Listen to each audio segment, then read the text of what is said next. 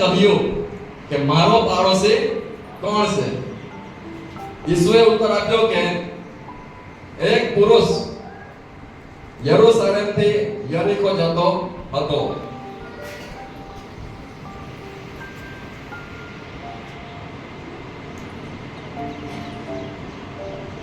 એક પુરુષ યરૂશલેમથી યરીકો જતો હતો અને રસ્તામાં લૂંટારાના હાથમાં પડે છે.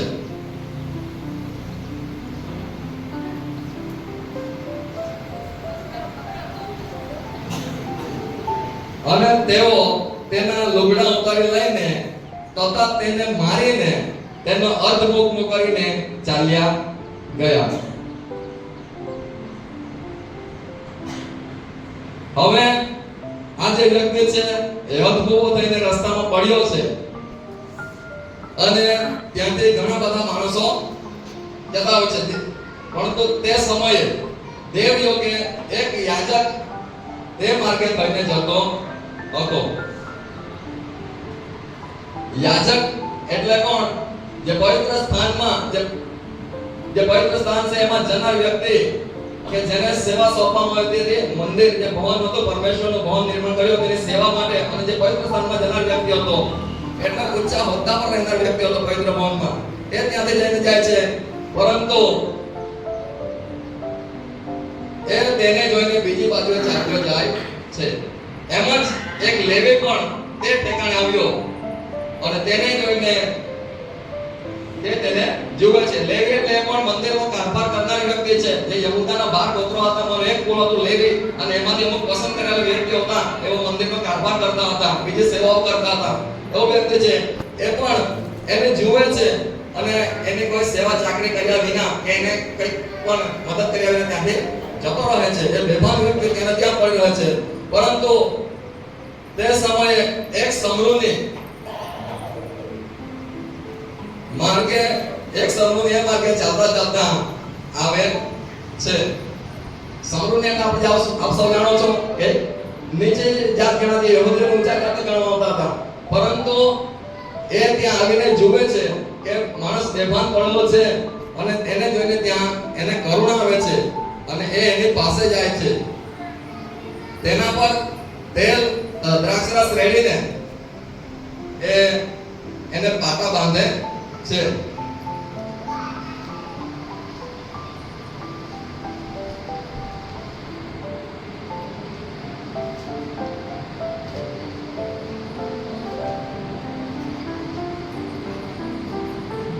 અને ત્યારબાદ જે પણ એને પોતાની જાતે જે પણ સેવા કરી શકે એવી સેવા એને કરે છે. જેમ કે પાટા બાંધવા, પાણી પીવડાવવા કે અન્ય જે પણ એને લાગે છે મદદ કરવા જેવું, એને ત્યાં આગળ મદદ કરે છે જગ્યા પર. અને ત્યારબાદ એને તો પણ એ ભાનમાં આવતો નથી અને કેવી રીતે એને સાજો કરવો કે કેવી રીતે એના પર એને ભાનમાં આવે વ્યક્તિ એ વિચારવા લાગે છે અને એ નક્કી કરે છે કે એને હોસ્પિટલ એટલે કે જ્યાં આગળ ઉતારાની જગ્યા હોય એની અંદર રસ્તામાં ત્યાં આગળ લઈ જવાની યોજના બનાવે છે અને પોતાના જાનવર પર બેસાડીને જ્યાં ઉતારાની જગ્યા છે ત્યાં લઈ જાય છે અને ત્યાં પણ જઈને તેની માવજત કરે છે અને ત્યાં તેની સાથે રહે છે તે દિવસે. અને લખેલું છે કે બીજા દહાડે તેણે 2 દિનાર કાઢીને ઉતારાવાળાને આપીને કહ્યું કે એની માવજત કરજે અને એ કરતા જે કંઈ વધારે ખર્ચ લાગે કहीं ધર્મશાળામાં એ સમૃદ્ધિ વ્યક્તિ એને મૂકી જાય છે અને ખર્ચના પૈસા પણ ત્યાં આપે છે અને જે પણ એ બની શકે એટલી એની મદદ કરે છે.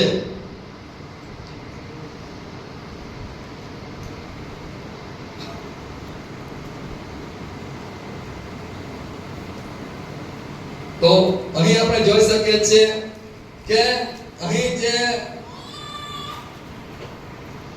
કહેવામાં છે કે હવે તો શું થાય છે? લૂંટારાના હાથમાં પડેલા માણસનો જે પડોશી છે એ 3 માંથી કોણ બન્યો?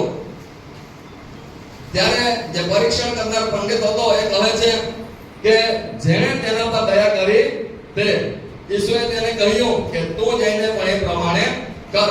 એટલે જેણે એના પર દયા કરી એ જ એનો સાચો પડોશી કહેવાય. ખૂબ જ સરસ, આપણે તાળીઓ પાડીને ધન્યવાદ આપીએ. ખૂબ જ સરસ તમારે રજૂઆત કરી.